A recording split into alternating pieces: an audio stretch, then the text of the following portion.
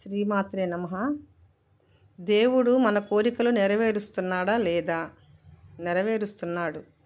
కానీ మనమే భవిష్యత్తు కాలం గురించి ఆలోచిస్తూ ఉంటాం. చిన్న ఇల్లు ఉంటే బాగుండు అనుకుంటాం. దేవుడు ఇస్తాడు మనకి, కానీ దాంతో తృప్తి చెందాం.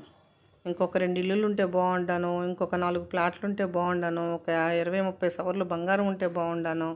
అలా దేవుణ్ణి ఇంకా వేరే వేరే వేరే కోరికలు కోరుతూ ఉంటాం. మన ఇంట్లో ఒక చిన్న పిల్లాడిని మనతో పాటు ఒక షాపుకి తీసుకెళ్తే ఒక బిస్కెటో చాక్లెటో అడుగుతాడు వాడు. సరే పసిబిడ్డ అడిగాళ్ళని చెప్పి మనం కొనిగిపోతాం. కానీ వాడు అంతటితో తృప్తి చెందడు. వేరేదేదో చూపించి అది కావాలి ఇది కావాలంటాడు. అప్పుడు మన పిల్లాన్ని మనమే ఇసుక్కుంటాం. వీడికి ఎంత ఇచ్చినా కూడా తృప్తి ఉండదు, అది కావాలి ఇది కావాలంటాడు అని.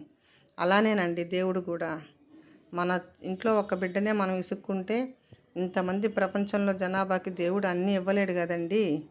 ఉన్నదాంతో తృప్తి చెందితే మనం ప్రశాంతంగా ఉంటాము. భగవంతుడికి కూడా మనకేదో ఇవ్వాలనిపిస్తుంది. థ్యాంక్ యూ అండి.